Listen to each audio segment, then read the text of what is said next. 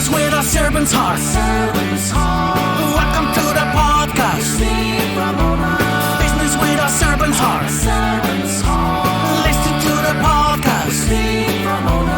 We're all about to talk on life. Our guest will share his life story. We want you to success in life.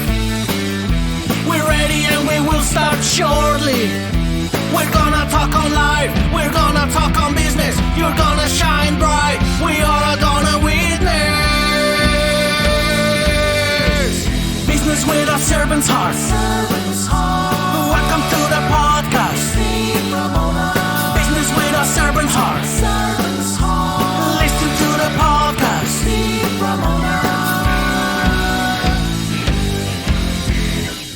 Welcome to Doing Business with a Servant's Heart. I'm your host, Steve Ramona. Every episode is an invitation, a reminder that business and life isn't just about profit, it's about purpose. It's about showing up with a servant's heart in every deal and every decision, every day to make a powerful impact on others. Today's guest is going to light you up. You'll be motivated, you'll be challenged, and most importantly, you're going to walk away with tools that inspire action both in your life and the lives of others. Audience, here's your homework. How will you serve yourself and others today?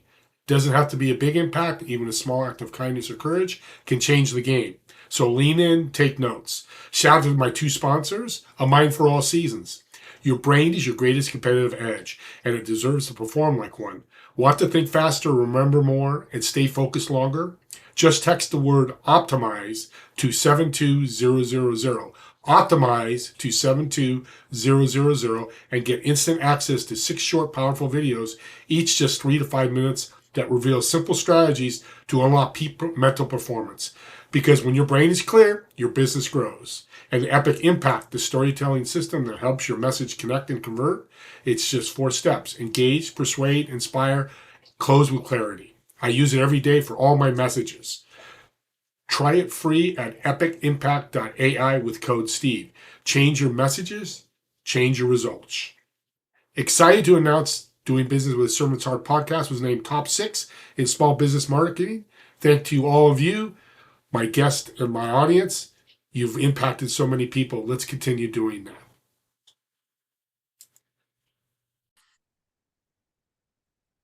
Welcome to Doing Business with a Servant's Heart podcast. I'm your host, Steve Ramona. You're going to get fired up today because my guest, we've spent 30 minutes on a pre-show, back studio, back green room, that's what it's called. Even hosts make mistakes. And I'm fired up because you know what? This is a true servant's heart. She's going to show you what that looks like, but more importantly, she's successful doing this. So let's start. Let's bring our guest on. Heather, welcome to the show. Thanks, Steve. I'm so glad to be here. I am so fired up. You said something before the show, which is why I love doing the pre-show. You did a short video about body language and leadership. Tell us about that, because I'm fascinated about it, because I think it's huge that people, it's a missing secret in leadership. It is. And I'm not laughing because of the actual topic. I'm laughing because what happened, and I'll explain that. But one of the key areas of leadership that I feel people forget is the entire use of your body, from the top of your head to the tip of your toes. Your employees, your team, your colleagues, they pay attention to everything that you do with your body more so than your words. And so I was doing a body language training and teaching you how to use your body and how important it is to make sure that you're managing what you do with it. And so we created shorts off of it for YouTube, and it was called, the short was just called Body Language. And it was just an image of me and body language, and I had mass amounts of hits on it. And I don't know if when people watched it, they realized it was about how to lead using your body. But they did when they were done, so they learned something. And I love this. That's why I wanted to start with this, because I got a lot of energy.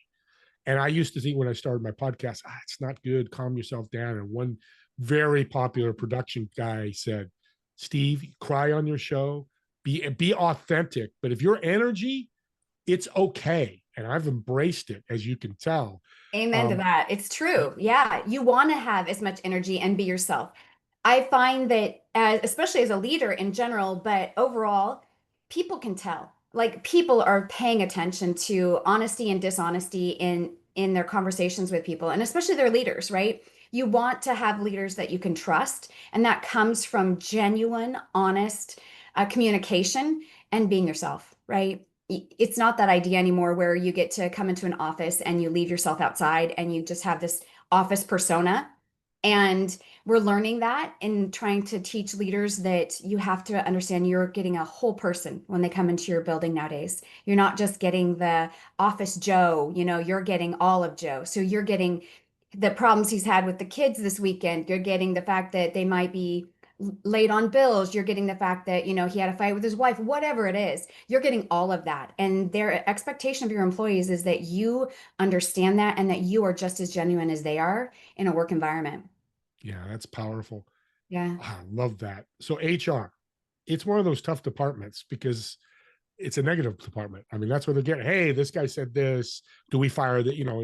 Yeah. It's just tough. How do HR leaders serve the right way? It's a great question. I always tell people that I'd love my job if it didn't deal with people, because humans are so unpredictable, right? You have no idea when you go in to any meeting, any day, whatever it is, what people are going to be like. And so all you can do is be the person you're supposed to be. So one of the things that we produced at HMP is a leadership toolbox, and it's physical tools. And so my favorite tool is the thermometer for that very reason. I need to check my emotional temperature before I interact with people because it's challenging in HR. It really is to be as authentic as you can while still dealing with the company policies, procedures, etc. But then how do you engage with people in a way that brings the best out in them when they're coming to HR because we're the principal's office, right? No one comes to HR to say, "Hey, I'm having a great day. I just want to tell you that," right? It doesn't happen. Yeah. But how you interact with them and how you listen and how much heart you have in HR makes or breaks how you build those kinds of relationships. So then when you have the tough conversations, they can respect you through them because of the relationships you've already built with them. Yeah. The principal office is a great image. The other image came in my head as you're talking. They're the bad guy or the bad girl. It's true. People are coming. Yeah. Oh, It's yeah. they gotta be lawyers and not that they're lawyers, but they have, these negotiations. That's the word I was thinking of. It's true though, Uh, yeah. No one thinks of HR as the fun department or the planning department anymore. It used to be the event planning. Now it's these are the people who get rid of jobs or tell us we aren't getting pay increases or performance review. Those are the kinds of things that they assume HR is there for. so another question that comes in my head is the CEO, the president, the founder, those top level C-suite people. How do they? What's the best way for them, or the tip to them to work with HR? Because I'm assuming a lot of times they're coming after them. Yeah.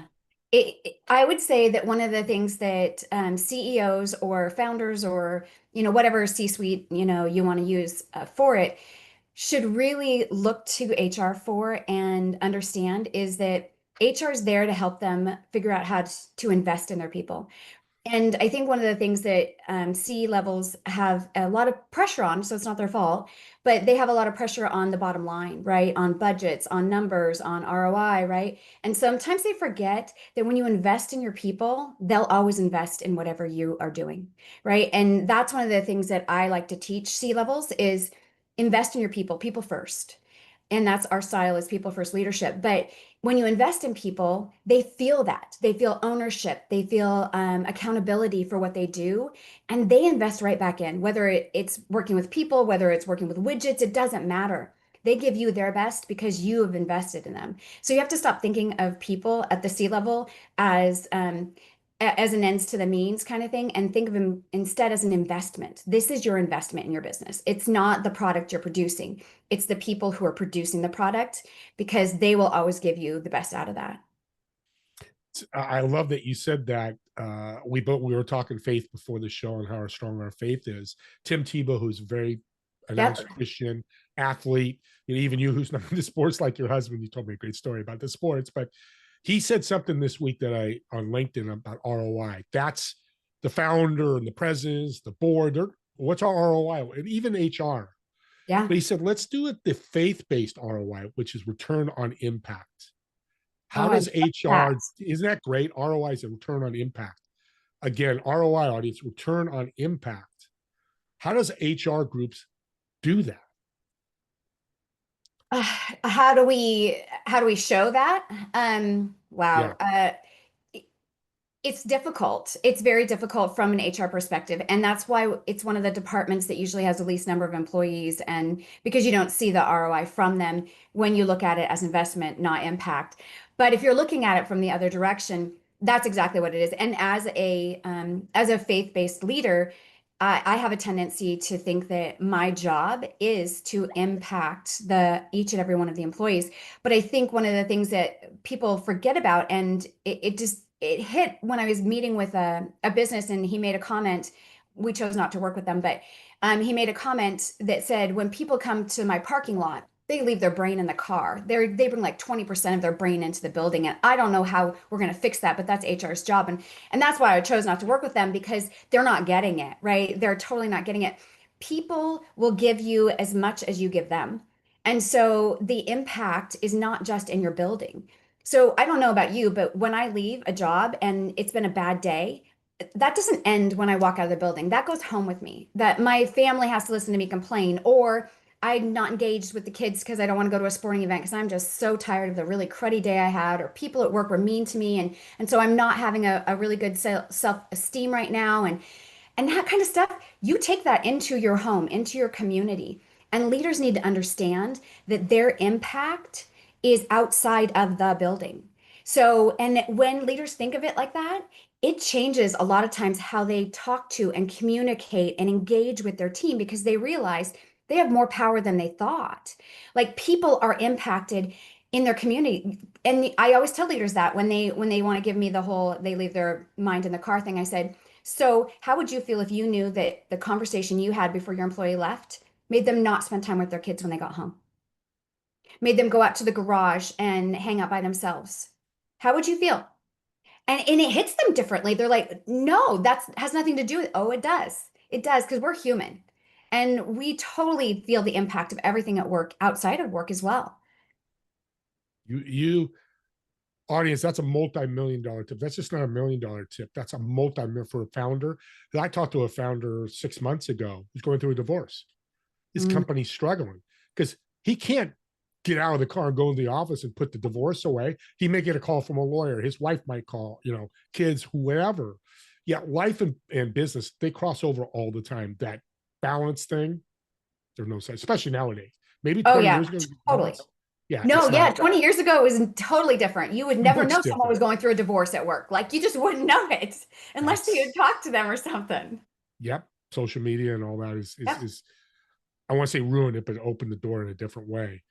So all this experience you have with HR, what's a myth that HR leaders that you want to help them with that you've heard that they do and they don't do, but they do? So that's a really great question. I think we in HR, and I was there, right? I think when people ask me what my biggest success was, it was my biggest failure, right? By far, my biggest failure. Uh, and and one of the things we in HR have a tendency to do is to forget that our job is support. It's not anything but support. And so we support through communication, we support through trainings, we support through, strategic planning, whatever it is. But as soon as an HR professional looks at themselves as someone who's making the decisions or someone who is directing the organization, you lose your ability to actually be successful in HR. Hands down. And that's how I learned my lesson. My very first HR job, I came in super excited because I was going to change the world and make this a great place to be. And when I walked in, and they'd been in business for like 30 years, and it was a manufacturing company. And I asked for all of the employment records and everything because I wanted to get myself up to speed. And they gave me a single banker's box, 20 years, single banker's box that had little scraps of paper in it that said, like, pay Joe so and so like this amount of money for this. And I was like, where are your I-9s? Where are your W-4s? All this kind of stuff. And they were a Canadian company originally, and they blankly stared at me, and they're like, what do you mean I-9s? And I was like, so I immediately jumped in and I was like, I'm going to fix this place and we're all going to do this the right way. And I started directing what needed to be done. And granted, it needed to be done, obviously. But after about 3 weeks of doing that, and being the only female in an all male leadership team, my boss, the CEO, he called me into his office and I thought he was going to tell me I was doing a great job, that we were getting on board. And he actually said that he didn't think I was in the right job or location and thought maybe I should quit. And I was like, what? And I went home crying because this is the career I wanted. I knew I wanted to impact people. I knew I wanted to make the organizations better. And I was brought to my knees and humbly reminded that my job is to support. And when you support people, listen to them, buy into what they're trying to accomplish, you can help them accomplish it in the right way. And I humbly came into our next leadership meeting, a room full of 13 very strong individual males who are really, really good at their jobs in this manufacturing environment. And I apologized. And it was hard for me to do. But I apologized for not being their partner, for not supporting them. And that was where I learned that's exactly what HR does. Because when you do that, they'll open the doors. They'll trust you. They'll allow you to help them. They'll tell you the problems they're having with their employees because they really truly do believe you're there to help them. And that's how you change an organization from an HR perspective. Trust is a big word there. If there's no trust between C-suite and your HR departments, it's going to be catastrophic because Totally. it's going to be battling back and forth. That's such a great word. Um, Ted Lasso, big fan. You know, Ted Lasso, the TV show. Absolutely. And by the way, Ted, if you want to sponsor this show, just reach out to me. Little short disclaimer there. He says something You I just totally should, realized. by the way. Yeah, yes, please. So on my right shoulder, you can't see it because it's blurred, is a phrase, be curious, not judgmental. That is perfect for an HR department, isn't it? Maybe Yes not. and no. Why I say Okay. that is No, because correct me, never please. never be judgmental, but judge. So one of the Mm. hard parts about HR is that we walk this fine line where we have to make sure we're in compliance, right? And the companies expect that from us, and the law expects that from us too. I've had more than one time with lawsuits, my names are physically on it because you're HR. So you're 100% responsible for everything that occurs legally inside of the employment side of your business. And just for the record, those situations all got addressed. They were investigated. But to go back to what you said, my job is to judge the action and the behavior against the regulation or the law. So I do have to do some judging in there, right? Okay. Not judgmental, but judgment of what the situation or case is. But I am 100% in agreement. I need to be curious to start with. I never assume anything in HR. You always ask the questions. You always give everyone an opportunity to let you know what's going on without your words getting in the way. And that's hard because we want to input what we think, Yeah. but we can't. Like I was taught early on, ask the question and then you sit there and you wait until they talk. You do not continue, and people get awkward. They don't like silences, but you don't continue to fill the gap, right? You allow them a chance to speak and be curious, ask the right questions, allow them to give you all of the information, but then you do have to make judgment calls in those scenarios. That's the hard part about HR. You corrected me so well, and I'm very transparent with everybody. I get corrected all the time because that's why I'm learning. I just learned because a little subtle change in the word judgment to judgmental. Judgmental is the action. Judgment is the thought process. I'm Yes. probably screwing that up, but it's No, it's exactly. that was way more brilliant than how I said it, but that's absolutely true. Yeah. Oh, It's a it's big beautiful. difference between the two. Yeah. Yeah. Podcasting. I love my podcast hosts, which you are. Talk about your podcast and how you relate to all HR with I never thought I would be a podcaster. that. I love public speaking, so I love being on other people's, and I love doing that. But I was like, no, I'll never do this. And actually, the reason I started it was because of Beth, who is my HR intern. So she's spectacular. She's in her second year at university, and she corrected me. Speaking of corrections, she corrected me because I made a comment about Gen Z. And as someone who's been in business for, 20 plus years, I have a different vision of what Gen Z is and why I potentially wouldn't want them in my work environment. And I think I made a comment about, well, they'll only want to work from home or something like that. And she corrected me. And I have that kind of environment with my team. I want them to point out things I could be doing differently, better, that kind of stuff. And so she was like, that's not true at all. And I said, what do you mean it's not true? And she's like, that is not what we want. We want to be in a work environment. We want to interact. We want to impact organizations. And so it blew my mind that I was so far off. And she said, this is something we should talk more about. And I said, okay, let's do it. And I said, but let's do it so other people get the opportunity to hear more from you. And it is a big, big, big issue right now is businesses trying to figure out how to deal with the different generations that'll be in the work environment, right? And we've still got baby boomers that are in the work environment. And now we're adding in these, early 20 plus people into this environment. And owners are asking me, how do I do this? How do I motivate both sets of employees? How do I know what to do to change my work environment? Because it's been so successful for the generation that's currently there, right? And this next generation is so uniquely different in what they're looking for and the impact they can make. And so it was a God moment, for lack of a better term. And we decided to start this first podcast called The Fear of Snowflakes. And that's why I called it that. We think of them as snowflakes and we're afraid of them as business owners. We really are. We're afraid of them not wanting to do the work. They're just going to want to get paid for it. Them complaining about not liking how we address them or whatever it is. We've got these fears all built inside of us. And so we stop looking for them to come to our work environment. We start looking for people who have had more years experience. The problem is that as we get to the silver tsunami and all of the baby boomers retire, and that's a larger group by far than the Gen Z that's coming into the work environment, we're in trouble. Because if we can't figure out how to attract and retain the smaller group, but still the group of employees that are coming in as this group retires, our businesses will not continue to be able to operate the same way. And so that's kind of why we started the podcast. And we talk about everything. We talk about finances, which blew my mind because they don't budget, they don't know how to balance a checkbook. And I was like, what on earth does that mean? But we talk about what they're looking for motivation, whether money's important to them or not in a business environment.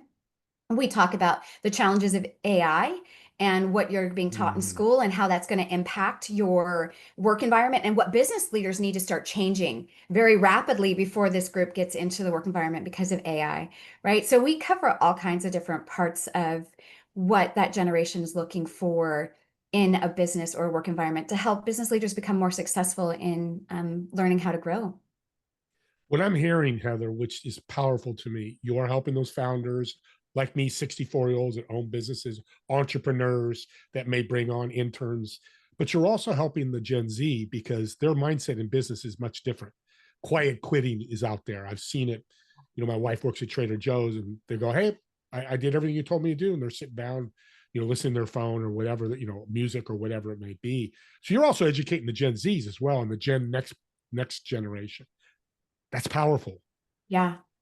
It's cool. It's necessary because the uniqueness of it is, and I don't know about you, Steve, but I'm sure you have. We had jobs when we were teenagers. Like if you wanted spending money, you went out. I mean, my first job was 13 and I strawberry picked. But when I was in high school, I worked at a bank as like a collateral clerk or loan like filer or whatever.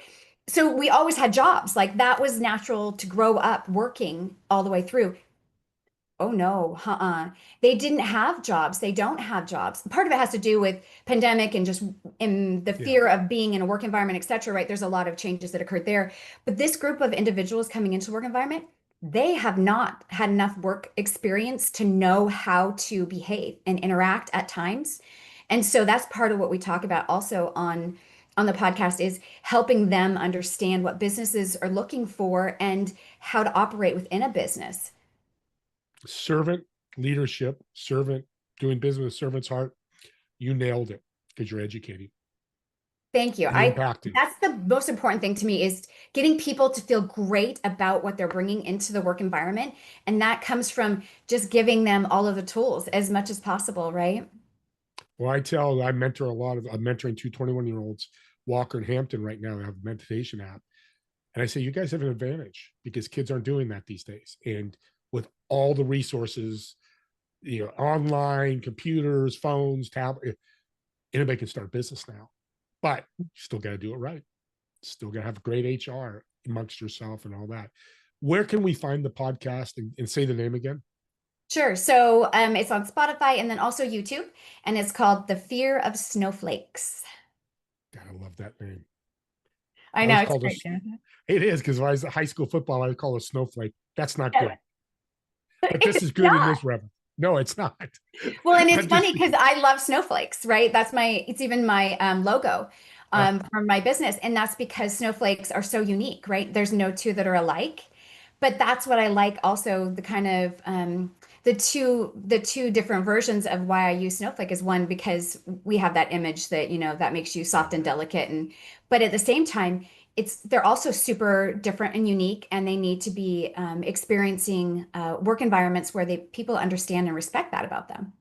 understood exactly what you just said. The CEOs, founders, managers, director, whatever those labels, you 40 and above, you'll learn this. You'll really grow, because unemployment's out there. It's Yeah. big. It's a large number. So a lot of people looking for jobs.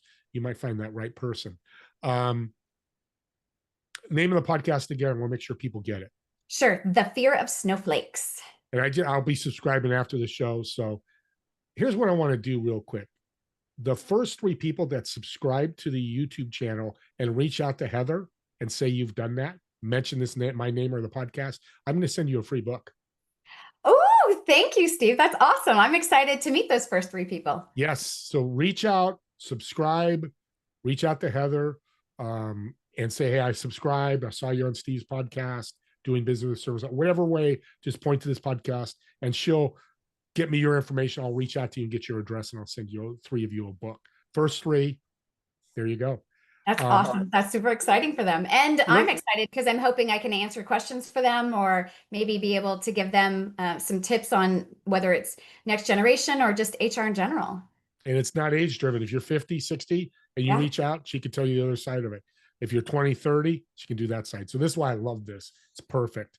So let's end with a fun question. I want to get to know Heather a little Ooh, more than we okay. learned. By the way, she's been doing business 20 years, you said? It ages me when I say that out loud, but yeah. Yeah, Audience, she 20 years. started at 15 years old. So That's what you it is. can I run the started numbers. very She early. started at 15. So wanted to say that. But here's what we got. I'm going to improv a little bit. So I've got a table at a restaurant, table for 4. You're going to sit in one of the chairs, or if you want to bring your husband, family, they can sit in chairs. But who are 3 people that you're going to bring that you want to talk to, whether dead or alive, you want to learn from, mentor from, just talk to, that you've always wanted to talk to? But more importantly, what food would you order for the table? Mm. First of all, I probably wouldn't bring my family because I Okay, want all that's of the great. time and attention. No, just kidding. Yeah. My husband would like totally have a fit if I said that out loud. So, uh, 2 people I can think of right off the top of my head when you ask that question, and then third I'll have to contemplate for a second. The first one, honestly, is anyone who knows me would laugh because this is what I say all the time, but it would be God. And why I say that is because I have a list, and I always say, you know what, when I die and go to heaven, that I have this list, and he's going to answer every one of these questions, like why did this happen and what happened here, and why did you create slugs? There's no purpose behind them. Like I have a list. And everyone laughs at me and says, "Oh, Heather, that's so cute." But I'm like, "No, that's one." The second one is Abraham Lincoln. And Abraham Lincoln's been on my list for a really long time as someone I would love to get to meet and ask, because he had some of the most challenging things happen in his life personally, but also in history, and how you lead through challenges. I'm dying to know how he would have done that, right? And that's so impactful to me because that's one of the things that we all struggle with, is like, how do you lead in challenging situations and scenarios in business, but also with people? And I want to know how he did that, because he impacted so many people and changed history in being able to do that. So he would be the second person on my list. Um, and then I think if I was to pick anyone in history for the third person, ooh, I would probably choose it, just off the top of my head. And then, I mean, I'm sure tomorrow I'll go Yeah. through this and I'll be like, oh no, Steve, here are the 3 people I would pick today. Martin Luther King. And my reason for Martin Luther King Jr. Sorry, but my reason for that is because his ability to persuade people through emotion is so critical for leaders. And the honesty and the rawness in that, I would love to understand, like, was that naturally part of just his makeup and DNA? Did he teach himself that? How did he feel that impacted his work and his abilities to help change the world? So I think that would be something that I would be interested in too, because those are such key things to what I get to work with and help people build, that I would love to get the perspective of other individuals who have been successful in doing that. Now, the food at the table. Um, this is that part of Heather that comes in, not the HR side. So if I was HR, I'd be like asking everybody what they wanted and trying to get a mix of things. I would pick my favorite foods, and if they didn't like it, well, they'd probably not eat. So there's where the differences or the selfish side of Heather's habits kick in. I would probably pick Italian food. My reason for that is because it reminds me of family, just in general. I think it does for most people. And so I would pick food that made them feel like part of my family because they had honored me with their time and their answers. I would want to make sure that they felt like they were a part of who I was. So I would Yeah, and probably, being Italian, part Italian, we always talk about family style meals. You go to a yes, restaurant, Olive Garden, or shout out to Olive Garden. Here's our family style meal. Not that they're wrong, it's just they have a different word for it, but that's absolutely right. I've got to say, Martin Luther, well, all three of those, body language is a huge part of their leadership. I'm just thinking about Martin it's Luther true. King Jr. on that pulpit speaking, voice is part of body language, and it's all that. That's Totally is. Yeah. so cool. So you blessed us Oh, big thank time. you. I Thank you feel for blessed. taking the I time. feel like I got to be a blessing to others because I got an opportunity to speak about it, but I feel that I was blessed because I know that at least one person, if not more than that, will be able to utilize parts, if not all of what we've talked about in a way that'll help them be better leaders and grow their organizations. And that's all I want to do. So I'm excited for that. I love that. And let's segue into how can they reach out to you? We've got your YouTube channel. What else? Any other ways they can connect? Definitely website is always great. www.hmpinnacleconsulting.com. Email is also terrific, and it's just my name, Heather at hmpinnacleconsulting.com. And me and my team would love, love, love a chance to even just have you say, hey, you know what? I have this challenge and what you said worked, so that we can just be able to contribute to organizations any way possible. We love to answer questions. We love challenges. We love broken situations. Even if you're not wanting someone to work with, we're still here to answer questions for you because at the end of the day, we all benefit when leaders are willing to step into that gap and when they don't know the answer to find someone who might be able to support that. What a way to end the show with a servant's heart. Look at that. True guest that's perfect for this show. Audience, she had mentioned it, but the YouTube, subscribe to my YouTube channel or subscribe to Heather's or any of their podcasts. Because here's the links that you get. They're gifts. If you're listening to somebody, listen to Heather going, I just talked to my cousin and he's struggling with his HR. Hello, send the link out. He listens and Absolutely. there's a tip, a resource, or they reach out to her. You've just given gifts. So send those podcasts, subscribe to the ones that resonate with you. I'm not saying all of them, but use those links as you listen to gift other people and make that major impact we've been talking about. With that being said, me and Heather want to thank all of you for watching or listening to this podcast, and we'll see you all in the next episode of Doing Business with a Servant's Heart. Have a great day, everyone. Thank you. Bye.